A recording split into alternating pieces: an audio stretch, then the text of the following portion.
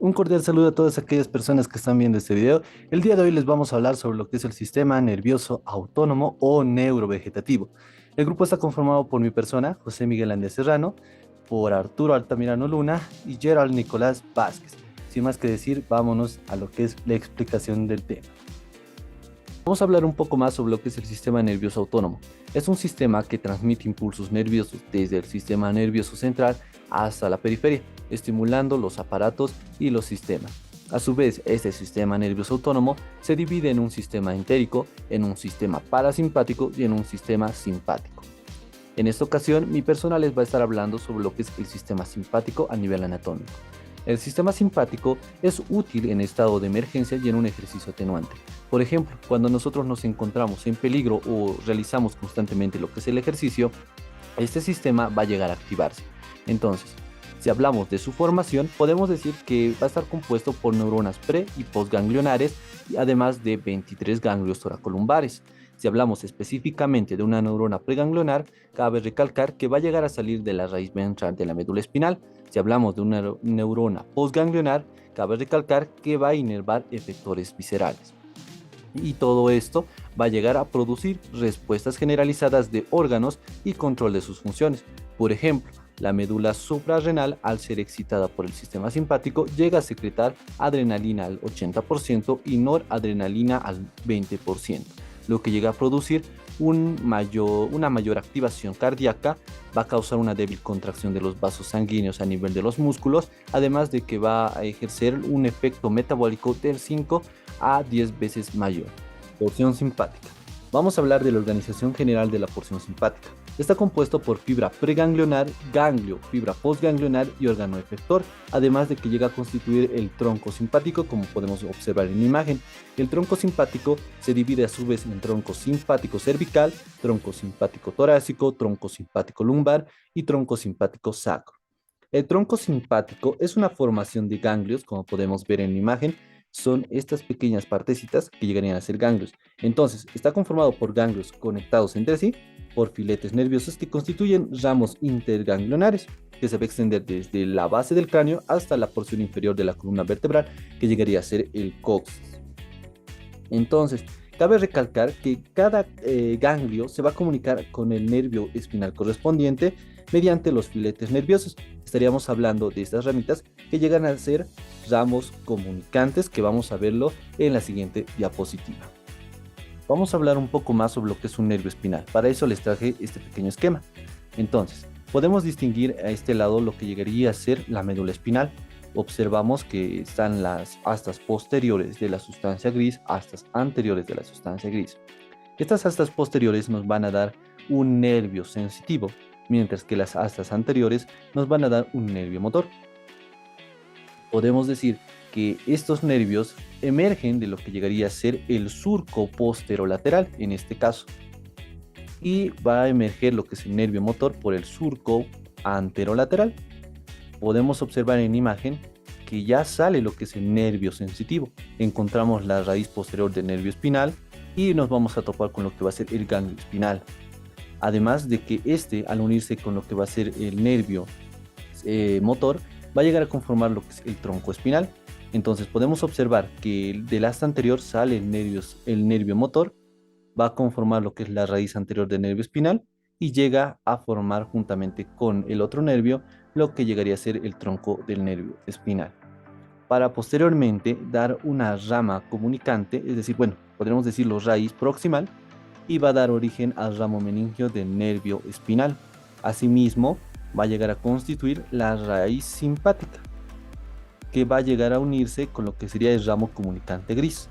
Entonces, si volvemos a esta parte del tronco del nervio espinal y nos vamos un poco más hacia lo que sería al exterior, nosotros observamos que va a darnos una rama posterior, además de que nos va a dar una rama anterior.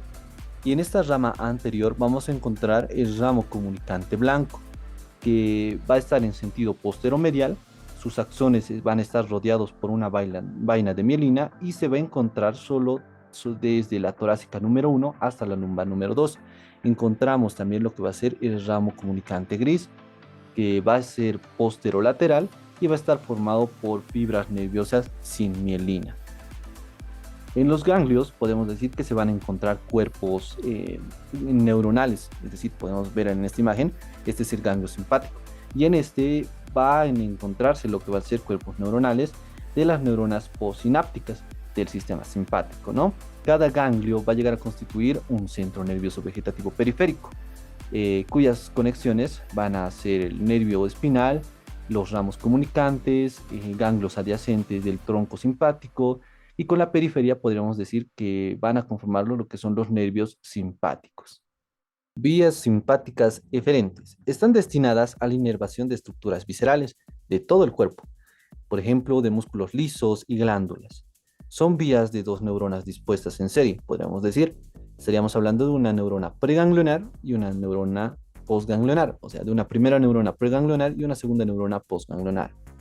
La primera neurona presináptica o preganglionar, bueno, algo resaltante que podemos decir de esta es que su cuerpo se va a ubicar en los centros vegetativos simpáticos de la médula espinal, específicamente en el asta lateral.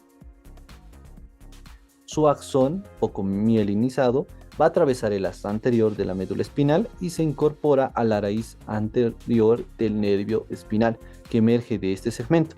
Luego de un trayecto breve, se desprende del nervio espinal como ramo comunicante para alcanzar el tronco simpático. En este punto, dependiendo de la estructura que inerve, el axón puede seguir tres caminos diferentes para llegar a la segunda neurona de la vía, podríamos decirlo, ¿no? Entonces, un camino sería hacer sinapsis en el ganglio simpático del mismo nivel con la segunda neurona. Otro camino sería ascender o descender por el tronco simpático y hacer sinapsis con una segunda neurona ubicada en un nivel diferente al suyo. O un tercer camino sería atravesar un ganglio del tronco simpático sin establecer una sinapsis en él e incorporarse a un nervio esplácnico para llegar a una segunda neurona ubicada en el ganglio simpático prevertebral. Ahora, si hablamos de una segunda neurona, nos referimos a una postsináptica o postganglionar, podremos recalcar que su cuerpo se va a ubicar en un ganglio simpático paravertebral, en el tronco simpático, podríamos decir, o prevertebral, en los ganglios torácicos esplácnicos, cefálicos, aórtico, renales, mesentéricos o superiores e inferiores, ¿no? Entonces, los ganglios paravertebrales van a recibir los ramos comunicantes blancos provenientes de los nervios espinales que contienen los axones poco mielinizados de las neuronas presinápticas. En su interior se va a establecer la sinapsis entre la primera y la segunda neurona de la vía eferente simpática y mediante el ramo comunicante gris, el axón de la neurona postsináptica puede tomar dos caminos alternativos. El primero se dirige hacia un nervio espinal para inervar estructuras de los miembros o paredes corporales. El segundo camino, podríamos decir que el axón va a llegar a formar los nervios cardíacos y pulmonares y plexos anatómicos torácicos, pero bueno, en cuanto a los ganglios prevertebrales, van a recibir a lo que va a ser los nervios esplácnicos que contienen a los axones de las neuronas presinápticas, que van a llegar a atravesar el tronco simpático y los ganglios paravertebrales sin establecer lo que es la sinapsis en ellos, ¿no? En el interior de estos ganglios paravertebrales se llega a establecer lo que es una sinapsis entre la primera y la segunda neurona, y de ellos emergen los nervios para las vísceras correspondientes. Vías simpáticas aferentes o sensitivas. El sistema nervioso autónomo en sí recibe información aferente mediante diferentes tipos de receptores, ¿no? Entonces, podríamos citar a los nociceptores que se activan frente a estímulos nocivos y a una variedad de receptores fisiológicos que van a llegar a monitorizar las funciones viscerales. En el caso de la división simpática, los receptores se van a llegar a vincular con la prolongación periférica de las neuronas pseudo-unipolares que podemos observar al lado izquierdo de la diapositiva. Estas prolongaciones periféricas realizan el camino inverso a los axones de las neuronas eferentes postganglionares desde el receptor hasta el cuerpo neuronal. Una vez que alcanza el tronco simpático, se llegan a incorporar al ramo comunicante blanco para llegar al nervio espinal. A través de la raíz posterior del nervio espinal, llegan al cuerpo neuronal, en el ganglio espinal, a niveles de la torácica 1 y la torácica, la lumbar número 2. Del cuerpo neuronal parte la prolongación central de la neurona aferente, Esta prolongación asciende o desciende por el fascículo posterolateral de la médula espinal hacia la lámina 1, 5, 7 y 8. En estas láminas se encuentran los cuerpos neuronales de las vías aferentes simpáticas, podríamos decir. Estas neuronas se llegan a proyectar hacia niveles superiores y se llegan a incorporar al sistema anterolateral, contralateral si provienen de las láminas 1 y 5, o a través del sistema espino-reticular si provienen de las láminas 7 y 8. Además de estas vías, podemos hablar de otras prolongaciones centrales que van a ingresar en la médula espinal y hacen sinapsis con lo que es la neurona preganglionar simpática ubicada en lo que es el asta lateral del mismo nivel, en la que se encuentra el ganglio espinal conformado por el arco reflejo local, ¿no? Tronco simpático, cadena ganglionar laterovertebral. La cadena ganglionar va a estar situada a cada lado de la columna vertebral, desde lo que va a ser la base del cráneo hasta lo que llegaría a ser el coxis. Además de que se va a dividir en segmentos, un segmento cervical, un segmento torácico, un segmento lumbar y un segmento sacro, tal como lo mencionábamos a un principio de este video. Entonces, primero vamos a estudiar lo que es el tronco simpático cervical o el segmento cervical, y para eso vamos a analizar lo que va a ser esta imagen que nos va a ayudar a comprender el tronco simpático cervical. Para eso, nosotros podemos observar en la parte central lo que va a ser el ganglio cervical superior.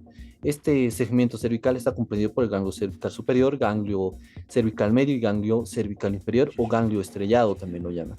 El ganglio cervical superior va a ser dado por los ramos comunicantes grises de los nervios desde la C1 hasta la C4.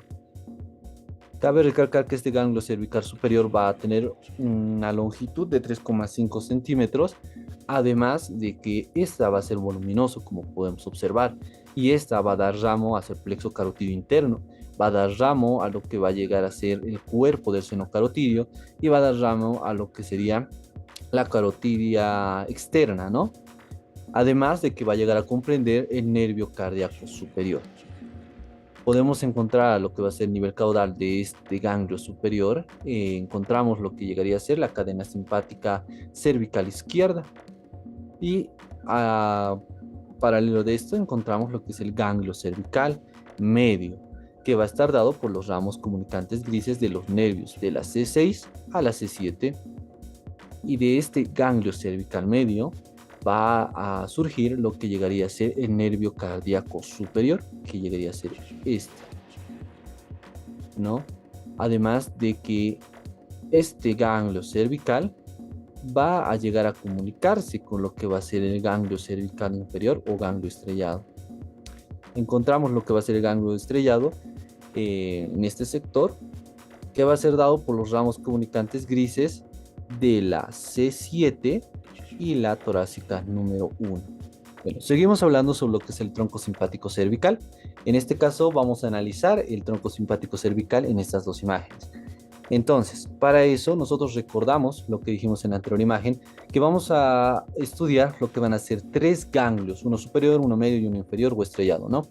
El ganglio superior va a ser voluminoso, de forma fusiforme, va a contar con una longitud aproximada de 3,5 centímetros. Se va a proyectar por delante de los procesos transversos de la segunda y tercera vértebra cervical, pero va a estar por detrás del paquete vasculonervioso del cuello, tal como podemos observar en la imagen, ¿no?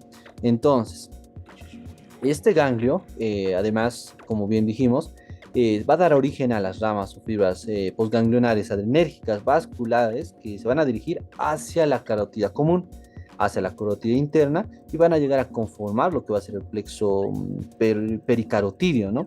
Y va a ingresar a la cavidad neurocraneana y a la carótida externa, como vimos en la anterior imagen. Entonces, podemos decir además que va a dar ramos faringeos, va a dar ramos esofágicos, ramos laringeos, va a dar nervios cardíacos cervicales superiores y ramas hacia los nervios cervicales de la C1 a la C4. Considerando eso, nosotros nos pasamos a lo que va a ser el ganglio cervical medio. Podemos decir que es más pequeño, como podemos ver en la imagen, es más pequeño, a veces puede no presentarse, a veces no se presenta, pero cuando existe se va a llegar a proyectar por delante del proceso transverso de la sexta vértebra cervical, proporcionando lo que van a ser ramas vasculares para la arteria tiroidea inferior, a los nervios C5, C6 y al nervio cardíaco cervical medio para el corazón. Entonces, nosotros nos vamos al último ganglio que conforma lo que va a ser el tronco simpático cervical, que es el ganglio cervical inferior o cérvico-torácico o también estrellado lo llaman, ¿no? Entonces, se proyecta a nivel de lo que va a ser el proceso transverso de la vértebra cervical número 7 y por delante del cuello de la primera costilla posterior al origen de la arteria vertebral, como vimos en la anterior imagen. Generalmente puede venir fusionada con el primer ganglio simpático torácico y puede adquirir una forma de estrella, por eso le llaman estrellado, ¿no? Entonces, las fibras postsinápticas de este ganglio van a ser ramas para los nervios C7, nervio C8, nervio cardíaco cervical, nervio cardíaco cervical inferior, el nervio vertebral, que a manera de malla nerviosa va a rodear a la arteria vertebral y va a ingresar al neurocráneo, ¿no? Entonces, ya considerando eso, nosotros podemos observar lo que va a ser esta imagen. Esta imagen donde podemos nosotros distinguir lo que es el músculo largo de la cabeza, el ganglio cervical superior, que va a estar dado, ¿no? Anteriormente mencionamos por la C1 hasta la C4. La cadena simpática cervical, el músculo largo del cuello, el ganglio cervical medio, que es muy pequeño, ya dijimos, y el ganglio cervical inferior o el ganglio estrellado, ¿no? Que se puede combinar con el primer torácico, como anteriormente decíamos, ¿no? Bueno, seguimos hablando sobre lo que va a ser el tronco simpático cervical. En este caso, vamos a dar algunos datos importantes sobre lo que van a ser los ramos del ganglio simpático superior. Podemos observar el ganglio simpático superior y las ramas que va a darnos, ¿no? Por ejemplo, la rama laringea, la rama tiroidea, la rama faringea, y nos va a dar también ramas comunicantes para el nervio cervical, nos va a dar el ganglio simpático superior, nos va a dar también lo que va a ser el tronco simpático cervical, además de que va a constituir el nervio carotidio externo, que básicamente nos va a dar ramos carotidios del nervio glosofaringe para constituir lo que va a ser el plexo carotidio común, que se va a encontrar en la bifurcación carotidia, ¿no? Entonces, a lo que va a ser la parte superior, nosotros observamos que nos va a dar el ganglio superior cervical, un nervio carotidio interno, que va a recubrir, podríamos decirlo así, y va a dar origen al plexo carotidio interno, además de que va a dar una raíz simpática del ganglio ciliar. Y aquí podemos observar el ganglio del nervio trigémino, ¿no? Entonces, eso es lo que podemos rescatar de este pequeño esquema. Nos vamos a lo que va a ser el ganglio estrellado, que era la última porción del tronco simpático cervical.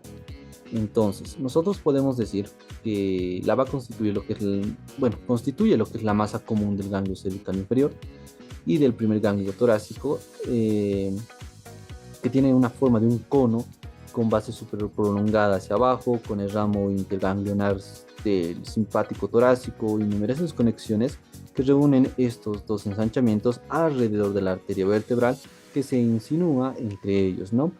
El ganglio cervicotorácico, que también, lleva ese nombre también este ganglio estrellado o también ganglio inferior.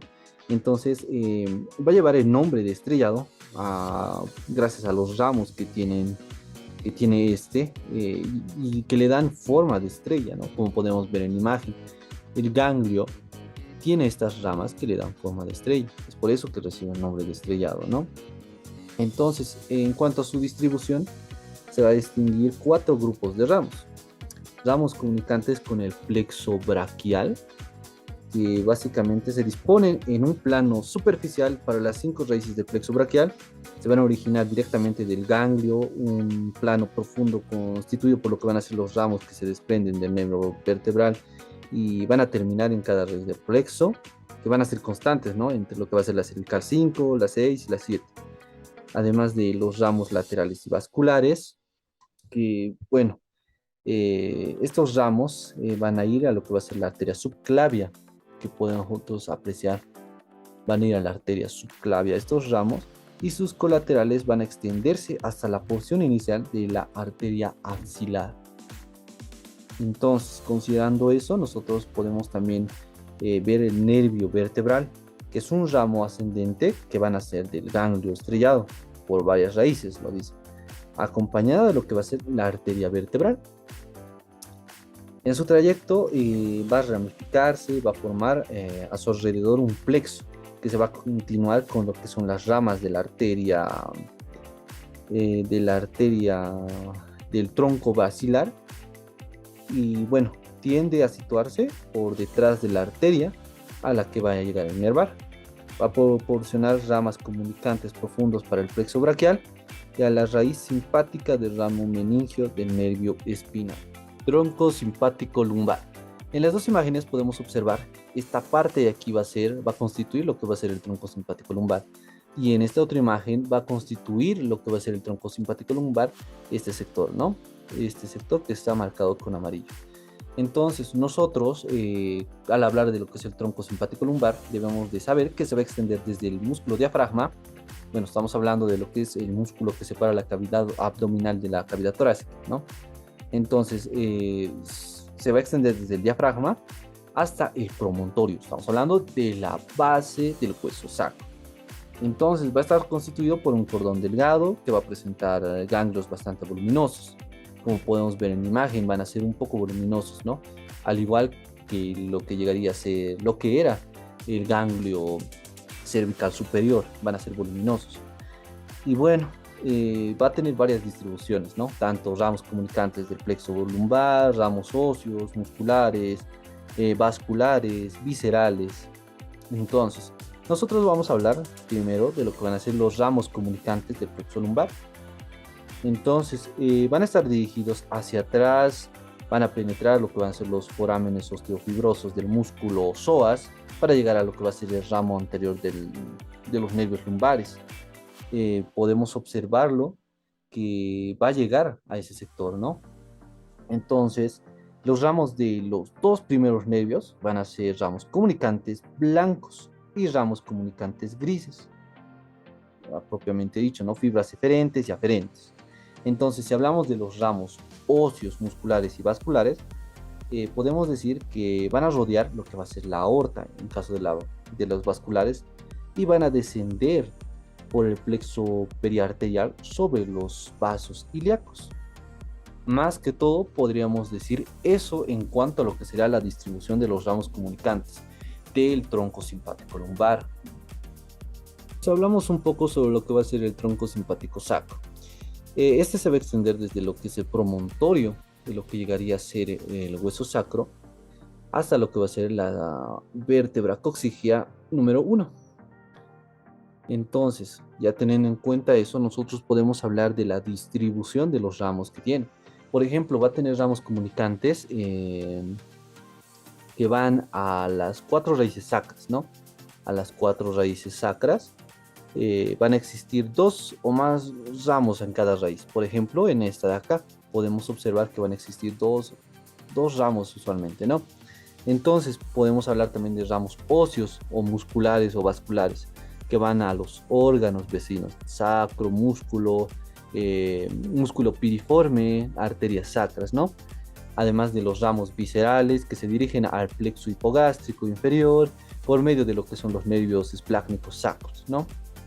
Entonces, teniendo en cuenta eso, nosotros hablamos de lo que va a ser la situación, las relaciones que tiene este tronco simpático sacro. Podemos decir que es oblicuo hacia abajo y medialmente. Se va a unir con lo que va a ser el tronco del lado opuesto, se va a relacionar atrás con la cara anterior del sacro y con las inserciones del músculo piriforme. Va a ser medial a los forámenes sacros anteriores, adelante con la ampolla rectal de la cual está separado por lo que va a ser la fascia presacra que va a cerrar. Por detrás la celda rectal, vamos a encontrar lateralmente lo que son las raíces del plexo sacro y la arteria sacra anterior, la arteria sacra lateral y medial con la arteria sacra medial. Continuando con la disertación de mi compañero, neurotransmisores.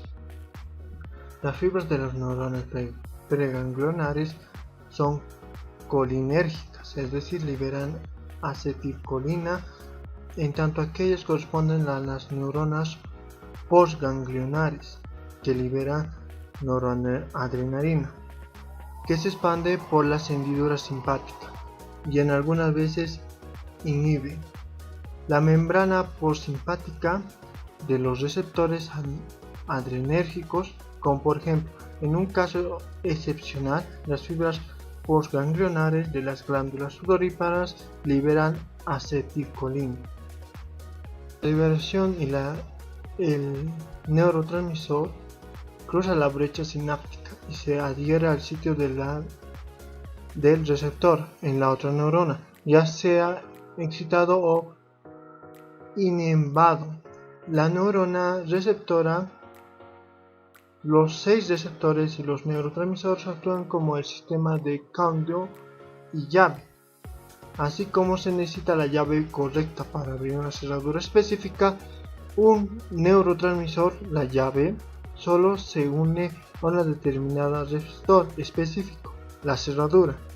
Si el transmisor logra actuar en el sitio del receptor, desencadenará cambios en la célula receptora.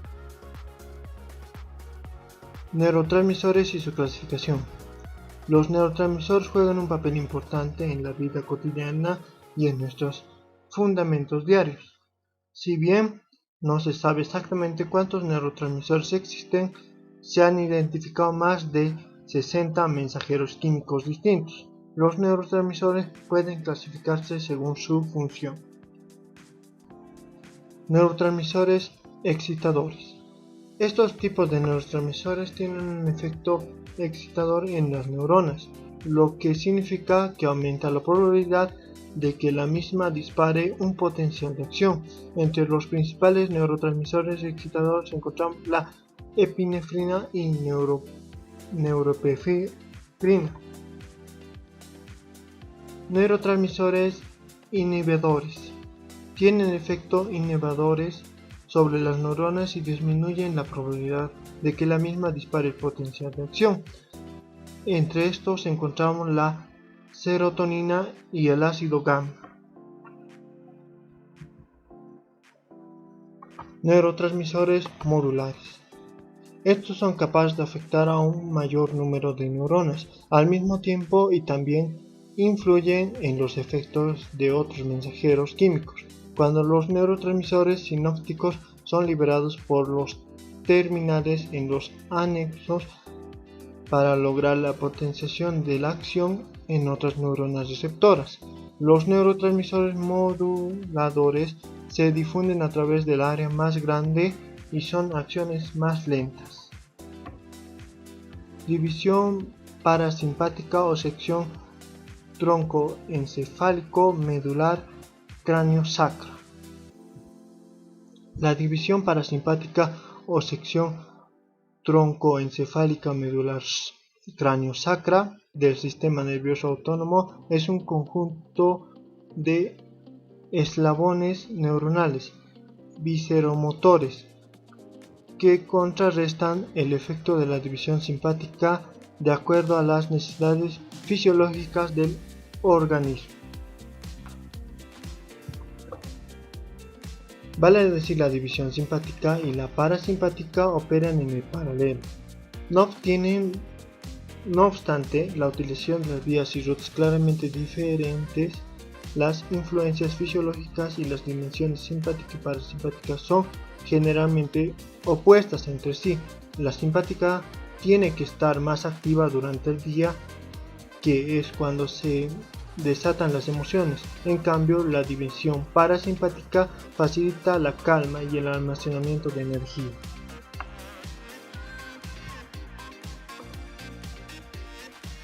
Ambas divisiones intervienen en la homeostasis junto al sistema hormonal. Asimismo, cabe presionar que la acción del sistema nerviovegetativo autónomo, simpático y parasimpático son rápidas y abruptas. En cambio, las acciones del sistema hormonal son más lentas y duraderas. Afortunadamente, los circuitos neuronales que se encuentran en el sistema nervioso central inhiben o frenan las acciones del simpático y parasimpático cuando están muy excitados.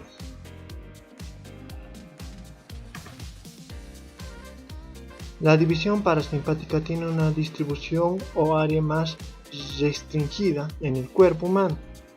en comparación de la división simpática. Además, es importante señalar que las fibras de las neuronas parasimpáticas preganglionares son más largas y las fibras de las neuronas postganglionares más cortas, a diferencia de la división simpática, donde las fibras de las neuronas preganglionares son cortas y las postganglionares largas. Origen y destino de las fibras preganglionares y postganglionares parasimpáticas. Primeramente es necesario señalar la división parasimpática comprendiente en dos sectores bien establecidos. Sección del tronco encefálico o craneal. Las neuronas parasimpáticas preganglionares del tronco encefálico tienen 4 localizaciones. El núcleo bisemotor mesencéfalo o de Ewing, que está integrado en el complejo nuclear o locomotor del tercer par craneal de localización mesencefálica, controlada por el iridor conductor o miosis, reflejo popular de la luz, o a través de los músculos constrictores o esfínter del iris, y la acumulación de la vista de los objetos cercanos o alejados por intermedio del cristialismo y el músculo ciliar. Estas fibras pupilares de la acomodación constituyen las fibras preganglionares, que salen del mesencéfalo junto a las fibras motoras somáticas del nervio o locomotor, ubicándose superficialmente o periféricamente al resto del tercer par craneal e ingresa a la órbita por la fisura orbitaria superior. Luego sigue por el ramo inferior del nervio. Las fibras pupilares y de acomodación se encaminan por el nervio que inerva al músculo oblicuo inferior del ojo en dirección de los ganglios ciliares, anexo del nervio oftálmico, que en el ramo del 5 par craneal, donde hace sinapsis del ganglio ciliar, nacen las fibras postganglionares, como nervios ciliares cortos que penetran en la esclerosis para alcanzar el músculo ciliar, que interviene en la acomodación del músculo esfínter del iris, que actúa como miosis.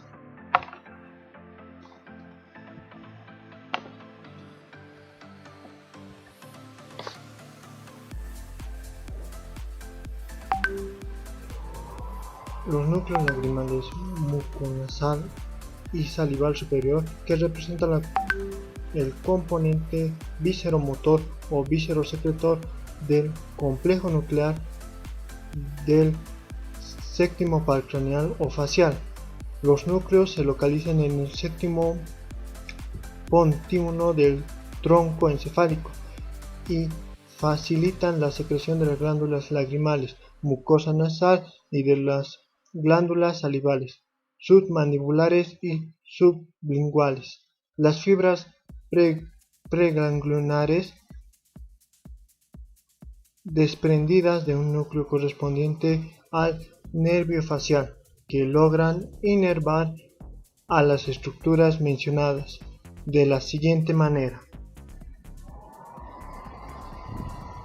Se remite dentro de la porción petrosa del hueso temporal, el nervio petroso mayor, que forma la parte del nervio del conducto pterygoide sinaptoide, con las neuronas del ganglio petagopalatino, anexo del nervio maxilar del par 5, ubicado en el extremo anterior del nervio del conducto pterygoide, en la misma trasfondo de la fosa infratemporal. Las fibras postganglionoides nasales del ganglio mencionado se anexan a los diferentes nervios que se dirigen a inervar a la glándula lagrimal y la mucosa nasal.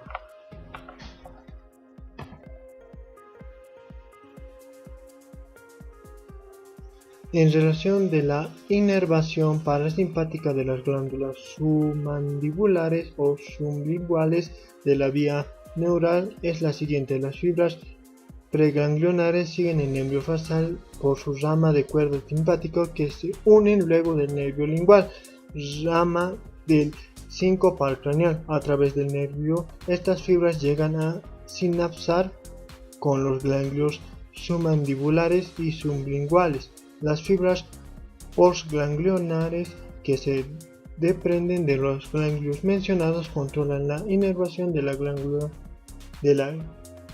glándula submandibular y sublinguales, que cuales cuando se estimulan producen saliva.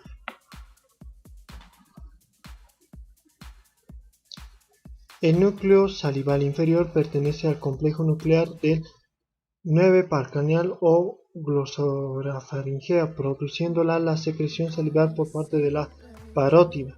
Las fibras preganglionares representan a las fibras eferentes de las neuronas de este núcleo localizado en la extremidad superior del tegmento de la médula y oblongada al nivel de la ala gris del cuarto ventrículo y sale junto al nervio glosarifaringeo ubicado en el foramen yugular.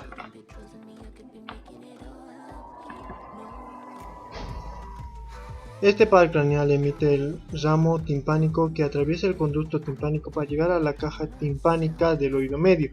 A nivel de la caja, fuera de estos otros ramos, al nervio timpánico da origen al nervio petroso menor, que termina simpanizando con los nervios del ganglio octoneaxo, al nervio mandibular, ramo del 5 par del ganglio óptimo, que nace las fibras postganglionares que se incorporan al nervio auricular temporal, cuyas fibras parasimpáticas consiguen inervar a la glándula parótida.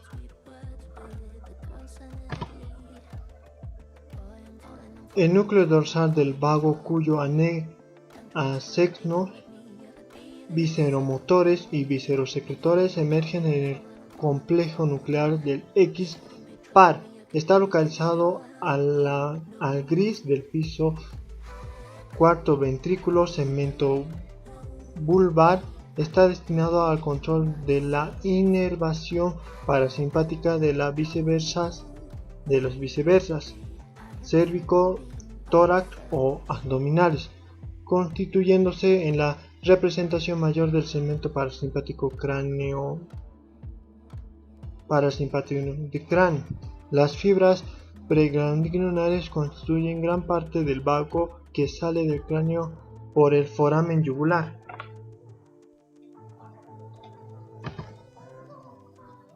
El nervio vago a nivel del cuello forma parte del paquete vasculonervioso y emite ramas a la viceversa de las cervicales para hacer sinapsis con ganglios cercanos cuyas fibras postganglionares cortan e inervan el esófago cervical, tráquea, glándulas tiroideas, glándulas paratiroideas.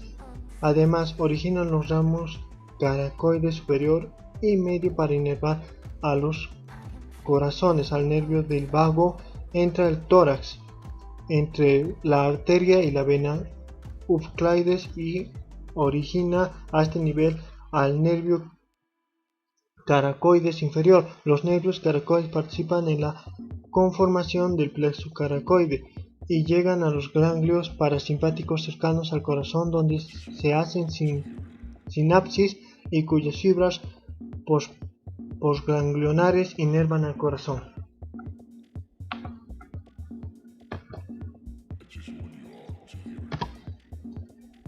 En su descenso del tórax se sitúa detrás de las raíces de los pulmones y participan en la conformación del plexo pulmonar, tendiendo ramos broncopulmonares y esófagos que terminan en los ganglios muy cercanos a estas viceversas, y a través de las fibras postganglionares logran inervar. Luego atraviesan el diafragma por el hiato esofánico para encontrarse el abdomen, participando que conforman el plexo ciálico y mesentérico superior de la aorta renal y mesentérico inferior.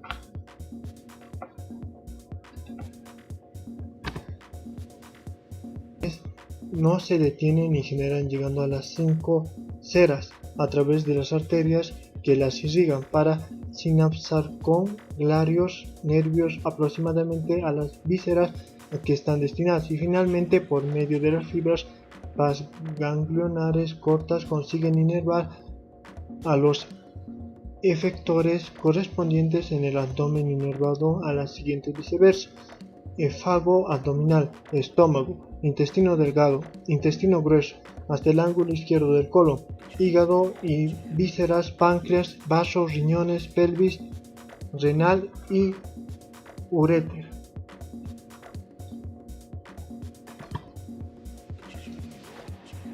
Peritoneo visceral, que tiene relación en estos órganos. Es importante señalar que en el tubo digestivo sea correcto con el plexo mientérico y el submúsculo, y constituyendo en el sistema nervioso autónomo sistema entérico, que se encuentra bajo la influencia de sus músculos, proceden a la división simpática prosencefálica.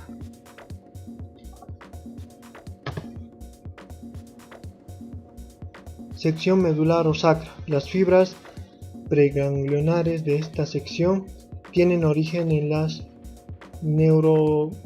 neuronasas astas laterales del segmento sacro C2, C3 y C4. Las fibras agrupadas constituyen al nervio pélvico y espiaces pélvicos, que participan en la conformación del plexo pélvico y del hipográcil inferior, situado en el espacio pelvisurional del pelvis menor.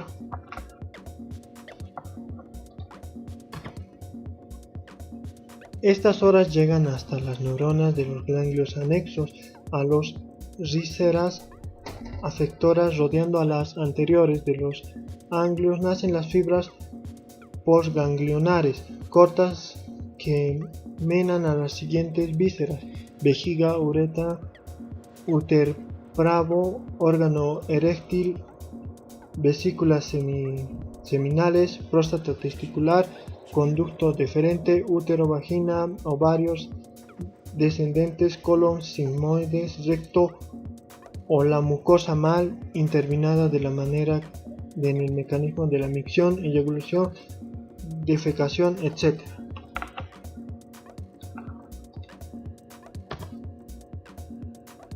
Es importante insistir que los centros medulares o los troncos encefálicos están abajo de control, tanto anatómico como fisiológicamente. En estos centros neurovegetales y somáticos como centros reguladores situados en diferentes niveles del sistema nervioso central y muy principalmente por el hipotálamo y el sistema límbico.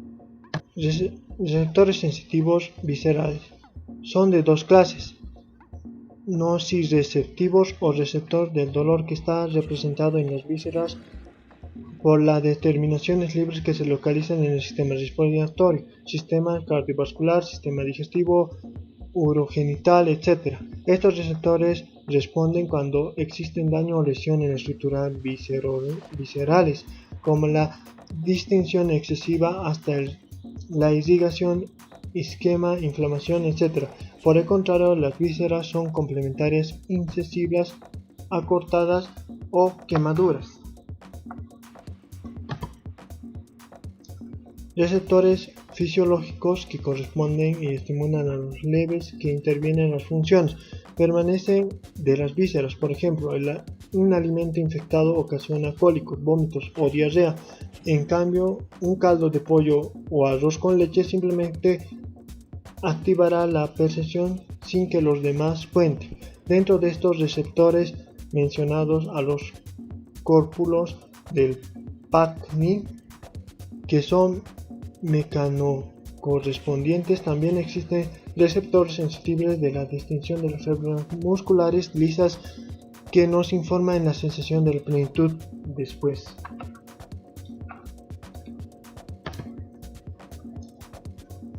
De la alimentación meteorismo de la sensación de acción, defecación, etc. Finalmente se puede observar los receptores especializados que son los baroreceptores, que corresponden a los cambios de la presión arterial, y quimioreceptores sensitivos a los cambios de la La primera neurona o somita de la vía dorsal visceral se localiza en el ganglio raquídeo, o donde los receptores nociceptivos del dolor visceral se contactan con las prolongaciones periféricas de estas neuronas. Estas prolongaciones atraviesan diferentes plexos viscerales como los ganglios prevertebrales y paravertebrales, para seguir la rutina de los ramos, comunicándose entre blanco y anexarse a la raíz posterior donde se ubican los ganglios raquídeos.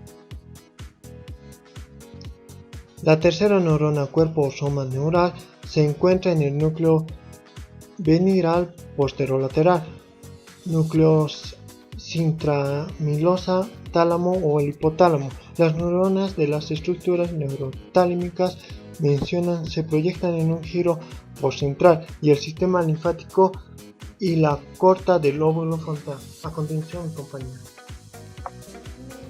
Esta historia continuará. De inmediato. ¿Cómo está, doctor? Mi nombre es Gerard Nicolás Velázquez Aguacho y continúo con la disertación. Vías aferentes encefálicas o craneales. Se ha explicado anteriormente que los pares craneales, el segundo, el séptimo, el noveno y el décimo contienen fibras de neuronas parasimpáticas, pero solamente el noveno y el décimo contienen un número apreciable de fibras aferentes viscerales. Los impulsos de este núcleo se dirigen principalmente al hipotálamo, formación reticular y núcleo respiratorio.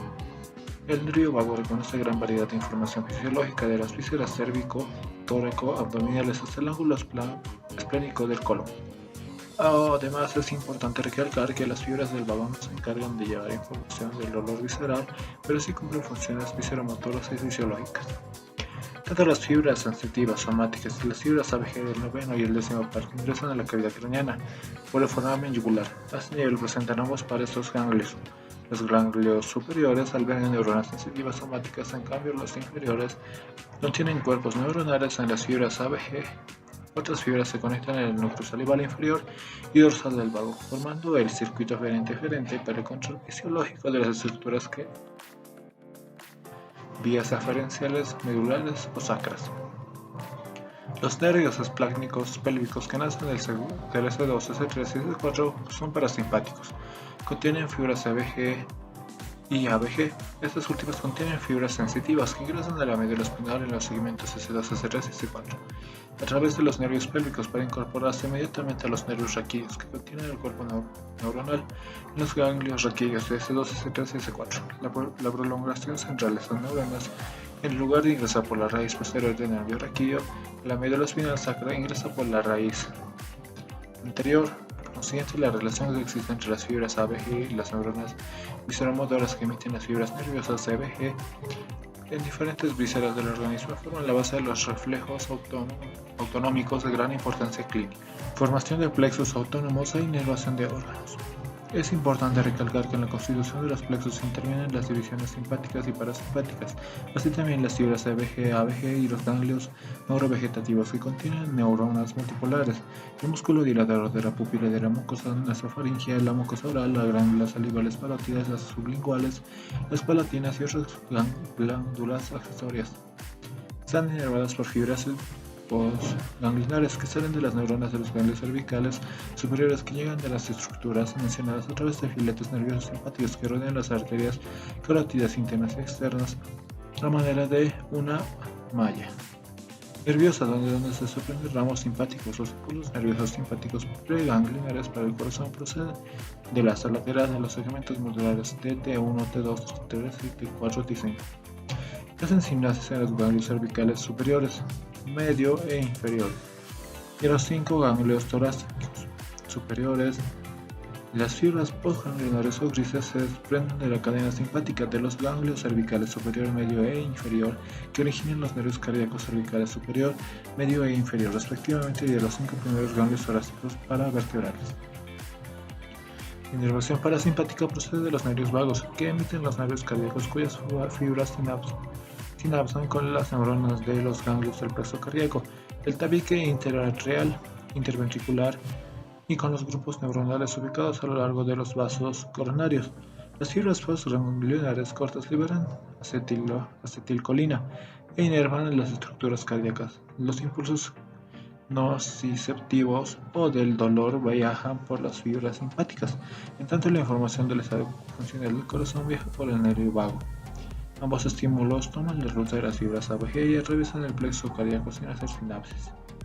Estos plexos representan a los ganglios simpáticos y paravértebros. Plexo celíaco. Se localiza a nivel del origen del tronco arterial celíaco de la aorta abdominal retroperitoneal y está constituido por los ganglios celíacos derecho e izquierdo, que tienen forma irregular y miden de 1 a 3 centímetros de longitud.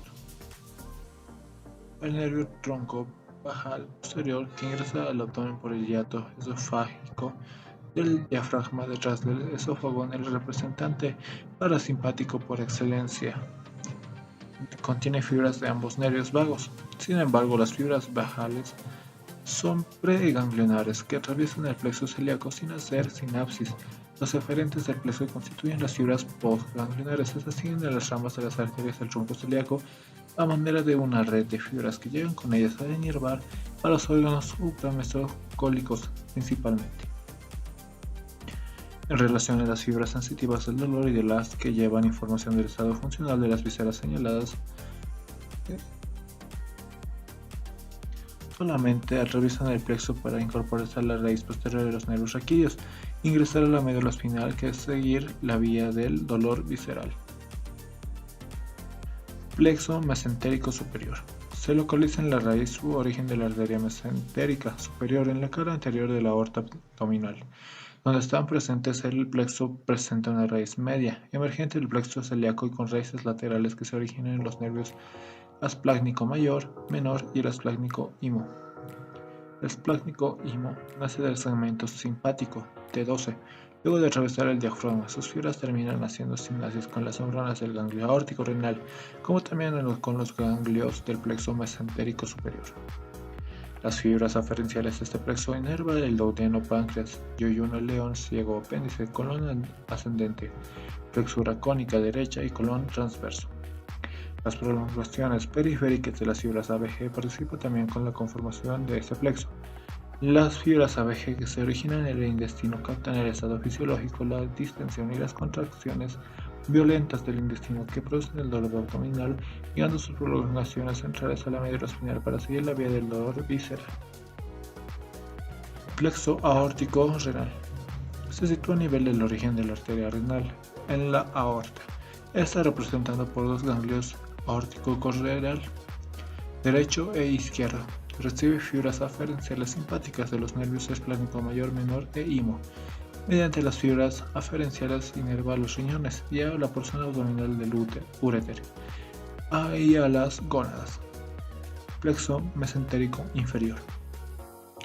Mediante fibras aferenciales inerva las siguientes estructuras: flexura cólica izquierda, colon descendente, sigmoide y segmento superior del recto. Plexo intermesentérico. Se localiza por delante de la aorta abdominal a manera de una malla entre las arterias mesentérica superior e inferior. Participa en la formación de los plexos aórtico, renal, gonadal y uretral. Plexo hipogástrico superior.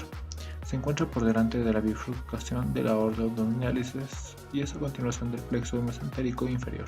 Antes de entrar a la pelvis se agrupan sus fibras para dar origen a los nervios hipogástricos o pélvicos, derecho e izquierdo, que terminan en el plexo hipogástrico inferior. Estos nervios resultan de la convergencia de las fibras preganglionares o esplácnicos lumbares, que se originan en las astas laterales de la médula espinal T12, L1, L2 y L3, que corresponden a la porción caudal de la columna intermedia lateral toracolumbar simpática. Las fibras preganglionares atraviesan los ganglios simpáticos lumbares sin hacer sinapsis hasta el ganglio prevertebral mesentérico inferior, donde se produce la sinapsis y descender luego como nervios pélvicos hacia el plexo hipogástrico inferior o plexo pélvico. Las fibras eferenciales del plexo se dirigen a inervar a la vejiga, uréter, pélvico, próstata, recto, colon descendiente, colon sigmoide y órganos genitales masculinos y femeninos. El componente simpático es vasomotor. Inhibe la contracción, produce la eyaculación a través de los órganos genitales durante el orgasmo. Las fibras ABG que conducen impulsos de sensación visceral o el dolor de los órganos que están por debajo de la línea del dolor visceral de la pelvis utilizan las fibras parasimpáticas pélvicas. Inervación de la vejiga urinaria y micción. A continuación se describe en forma secuencial, paso a paso, el proceso de la micción. La orina formada en los riñones va descendiendo paulatinamente por los uréteres hacia la vejiga y este se va acumulando sin que nos demos cuenta hasta que se llame ocasionando la distensión de la pared vesical hasta alcanzar un umbral de extensión que es captado por los receptores de tensión que son mecanorreceptores. El mensaje creado por los mecanorreceptores es transportado por fibras sensitivas aferentes generales de la vejiga a centros superiores. Antes de la micción, los motoneuronas del asta anterior de la médula sacra que inerva el músculo elevador del ano son inhibidos por el centro de la micción que se encuentra en el puente. En consecuencia, el cuello vesical desciende y la orina pasa a la uretra intramural o de la pared vesical. El esfínter externo de la uretra se relaja por la inhibición de las neuronas somáticas que inerva el músculo esfínter externo. Las fibras simpáticas relajan el músculo destrusor durante el llenado de la vejiga y provocan también la contracción del esfínter interno, liso de la uretra. En cambio, las neuronas visceromotoras parasimpáticas que se localizan en la médula sacra intermedio lateral S2, S3 y S4 dan origen a las fibras preganglionares que forman el nervio pélvico, que llega al plexo hipogástrico inferior para luego alcanzar a la vejiga a través del plexo vesical, que origina las fibras prosganglionares para inervar al músculo detrusor, que al contraerse vacía la vejiga urinaria, cuya causa puede ser por estrés, hiperactividad del músculo detrusor, alteraciones del diafragma. Gracias.